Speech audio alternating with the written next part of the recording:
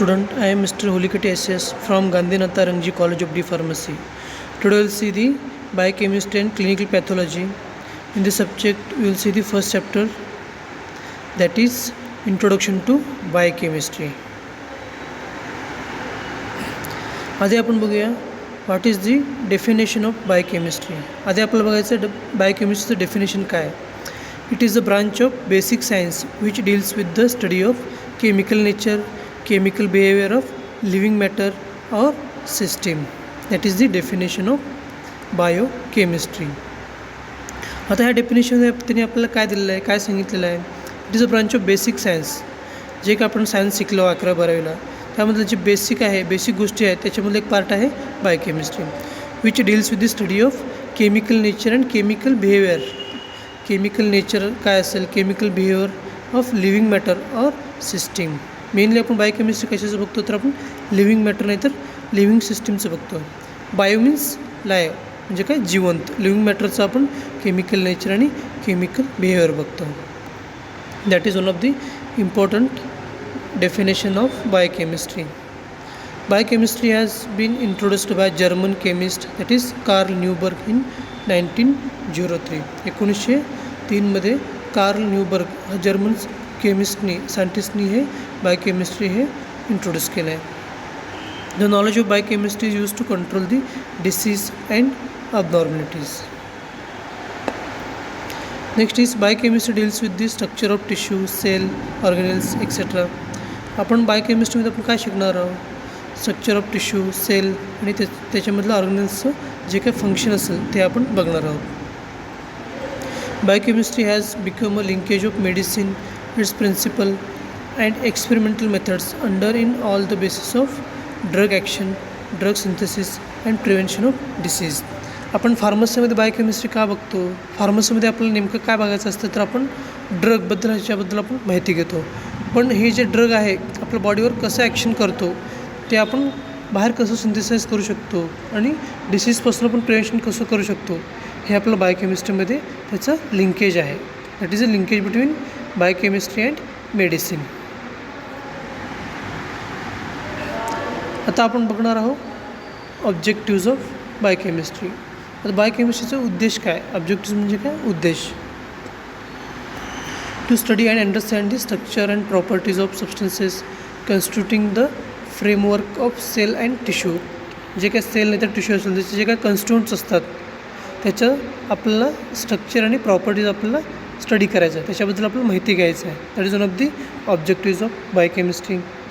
Also to study the structure and properties of substances which enters the cell as a source of energy or leave the cell as a waste product. आता जर आपल्या बॉडीला energy लागत आहे, energy कुठनं येतो, आपल्या सेलमध्ये एनर्जी असेल तरच आपण चालू शकतो, बोलू शकतो, काम करू शकतो. पण हे जे सेलमधले जे काही एनर्जी आत जातो नंतर त्याचं वेस्ट प्रोडक्ट बाहेर येतो, हे आपल्याला स्टडी करायचं आहे. त्याला आपण म्हणतो one of the objectives of biochemistry. Next, study the catalytic activity of enzymes. आता कॅटॅलिस्ट म्हणजे काय, catalyst means that is the increases the rate of reaction, त्याला आपण म्हणतो कॅटॅलिस्ट. जर करता हे कॅटॅलिस्ट आपल्या बॉडीमध्ये असेल तर त्याला आपण म्हणतो एन्झाईम्स. जर करता आउट ऑफ बॉडी असेल नाही तर नॉन लिव्हिंग सिस्टीममध्ये असेल, नॉन लिव्हिंग सिस्टीममध्ये आपण यूज करत असेल तर आपण म्हणतो कॅटॅलिस्ट. जर करता लिव्हिंग सिस्टीममध्ये म्हणजे आपल्या बॉडीमध्ये आपण कॅटॅलिस्ट यूज करत असेल तर त्याला आपण म्हणतो enzymes. Enzymes these are the increases the rate of reaction. To study processes that convert diet into compounds which are characteristics of cells of given species. जे काय आपण डाएट करतो, जे काय आपण जेवण करतो, जे काय आपण एनर्जीसाठी प्रोव्हाइड करतो मटेरियल, त्याचं कन्वर्ट आपल्या बॉडीमध्ये कसं होतं आणि ते आपण सेल ऑर्गॅनिजसाठी कसं यूज करतो. That is one of the objectives. Also to study the manifold energy requiring processes of the living cell. The manifold energy processes. आता आपण 12वीला बघितलेलं आहे, क्रेब्स सायकल बघितलेलं आहे, ग्लायकोलिसिस बघितलेलं आहे. तर क्रेब्स सायकल ग्लायकोलिसिस म्हणजे काय, ह्याच्यामध्ये आपल्याला ATP जनरेट होतं, तर आपण म्हणतो manifold energy requiring processes in living cells. ते आपण बायोकेमिस्ट्रीमध्ये स्टडी करणार आहोत. To study the chemistry of inheritance. Inheritance म्हणजे काय? वारसा. त्याला आपण म्हणतो genetic factor. To study the chemistry of inheritance. These are the some objectives of biochemistry. Next आहे स्कोप ऑफ बायोकेमिस्ट्री.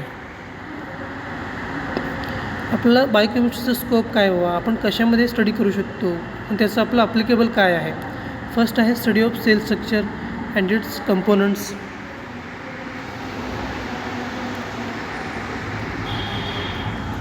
पहिला आहे study of cell structure and its components. आपण सेलचे जे काही स्ट्रक्चर आहे ते आपण स्टडी करू शकतो आणि त्याच्यामधले कंपोनंट्सबद्दल आपण स्टडी करू शकतो. Next is the chemistry of biochemistry. Carbohydrates, proteins, amino acids and lipids. तर कार्बोहायड्रेटचं स्ट्रक्चर काय, त्याचं डेफिनेशन काय, क्लासिफिकेशन काय, तसं प्रोटीनचं, अमिनो ॲसिड अँड लिपिडचं आपण त्याचं केमिस्ट्री बघू शकतो. त्याच्यानंतर chemistry of inorganic elements and the deficiency diseases. आता केमिस्ट्रीचे दोन पार्ट आहेत, एक ऑर्गॅनिक केमिस्ट्री अँड दुसरं इनऑर्गॅनिक केमिस्ट्री. आता ऑर्गॅनिक केमिस्ट्री म्हणजे काय? The chemistry containing the carbon moiety, त्याला आपण म्हणतो ऑर्गॅनिक केमिस्ट्री.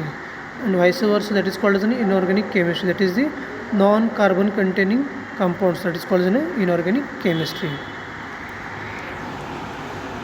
आणि हे जे काही इनऑर्गॅनिक एलिमेंट्स असतात ते जर करता आपल्या बॉडीमध्ये कमी असेल, डेफिशियन्सी असेल, तर त्या डेफिशियन्सीमुळे आपल्याला कुठल्याही डिसीजेस होऊ शकतात. ते आपण त्याचं आपण केमिस्ट्री स्टडी करू शकतो. That is one of the scope.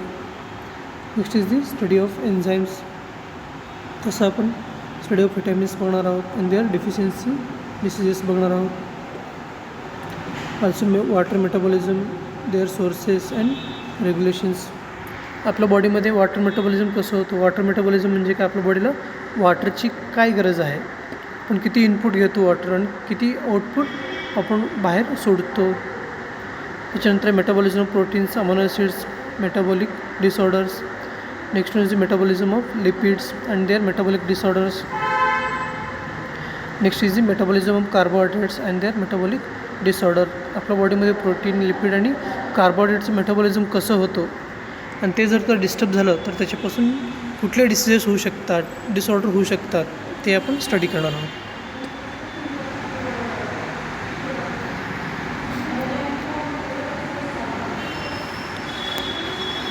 Next is the chemistry of nucleic acid.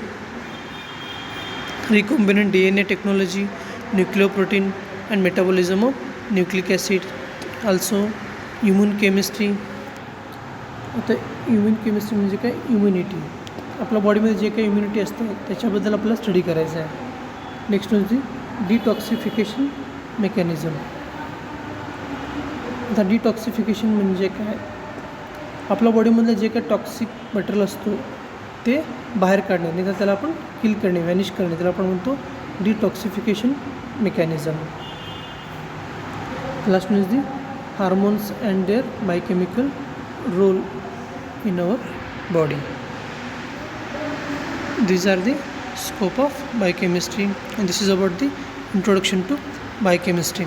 ह्याचंच next part आहे सेल. इंट्रोडक्शन टू बायोकेमिस्ट्रीमध्येच नेक्स्ट पार्ट आहे सेल. हे तुम्हाला human anatomy and physiology that is the HEPमध्ये पण सेम आहे, कॉमन आहे. ते आपण नेक्स्ट लेक्चरला बघूया. Okay, thank you. आणि सर्वांनी हे जे काय नोट्स दिलेलं आहे, जे काय तुम्ही आता PPT बघितलं आहे, सर्वांनी रिटन नोट्स तुमच्या नोटबुकमध्ये लिहायचं आहे आणि ते मला स्कॅन करून PDF फॉर्मॅटमध्ये मेलला सेंड करायचं आहे.